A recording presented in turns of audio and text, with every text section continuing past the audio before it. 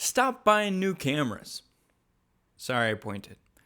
You should be buying old cameras. In the last 5 years or so, I've really committed to shooting film. And broadly, that means also my older cameras, just wholesale. I own one camera that was made in the last 5 years. Yes, I love to shoot it, but really what I love to shoot are my cameras that were made in the 70s or the 90s, the 80s, early 2000s. And I think you should be too. I'm going to come out and say it. I have an addiction to eBay and Facebook Marketplace.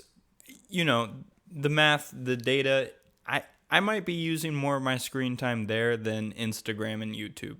Don't check me on that. I love scrolling and looking for these cameras that no one's ever heard of, that no one really wants anymore, and giving it a new home. It's like a little toaster that could, but cameras. I would argue nothing forces you to slow down more than a camera you don't quite understand how to use. I would also argue nothing's more rewarding than the shot you get after having just flashed a whole roll of film. These are the joys I live for in my creative pursuits. I think if you're watching this video, you probably already are buying old cameras and love repurposing vintage gear that's kind of been tossed aside. But for those of you who haven't yet shot your first roll of film or want to get into more analog practices, let me be the first to say, just get a cheap camera. Like, for example, this is the Canon Rebel EOS 2000. I thrifted this for $25. It routinely goes for sale on eBay for about $50 and as low as $25. The barrier to entry is so low. This is easily going to be the cheapest thing in your kit. So why not experiment a little? I would say a camera that doesn't fully work and has developed all these quirks is way cooler than your like crisp edge Sony.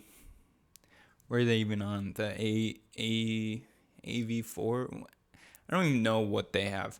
But, you know, a camera that, you know, always... Well, here, for example, this is the Canon PowerShot S400. It's a CCD sensor. And if you don't know what CCD is, it's just sensor tech. It's old, but it has a shelf life. And my camera has reached the end of its life. But it's going down in a blaze of glory. I'll show you some examples. The image has turned completely pink. And it has this like melty effect. This is not post-production. This is nothing I'm doing. This is straight out of camera. I've used this camera on shoots. It's gone traveling with me, and it's the photos I get the most comments about. What effect is this? And I just go, old camera. My favorite part about old cameras is that they have really limited workflows because you are trying to give new life to a camera that came out prior to the internet. And so in 2025, it's not all compatible. Like here, you've seen this camera, my Sony camcorder. To get the image off of this camera and onto your computer, a mild nightmare. You know, it goes from Firewire to Thunderbolt 2 to Thunderbolt 3 and then into an old version of iMovie to record the image, and then you get one long video.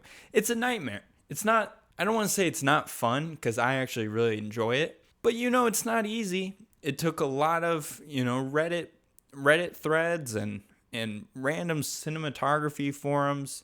It was a process, but I'm so glad I went through the steps to learn how to operate this camera because, again, I just used it for a shoot. It creates really cool images. And I think there's a energy and a life about an effect or a look straight from, you know, like the horse's mouth, the like OG look that you just can't replicate. like, I love an emulator, and I love trying to make things look like old stuff, but you just can't quite get there, and it's kind of obvious. And so why not just shoot with the original thing? Now, I will give a concession and a caveat. But I don't love using these kind of cumbersome cameras on like a paid gig. It's difficult, it slows down the process, to that point. I was setting up my Canon F1N for this video and was trying to put a lens on it, and the thing just would not mount to the camera. And I don't want to say hundreds, but I've attached it a lot of times, and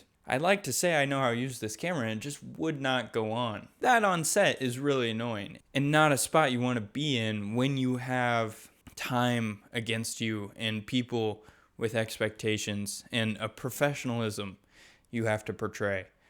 That's not great. And yet, I took this camera to Italy. I took it to London. Went to Spain. Like, it's been a beast and a workhorse. So yeah, it's heavy. It's cumbersome. The lenses don't just screw on easily, attach easily. And yet, I get the most joy out of it. So yeah, I'm going to reach for it 9 times out of 10. And that one time, I'll grab something else that may also be old. But all this to say, go rummage through a closet, go ask your parents, ask your grandparents, see if there's an old camera lying around, and give new life to these dying mediums, because it's so cool, and I think it just serves your creative itch in a way that a new camera doesn't really do. It's too sterile, it's too clean, it gives you the same image every time.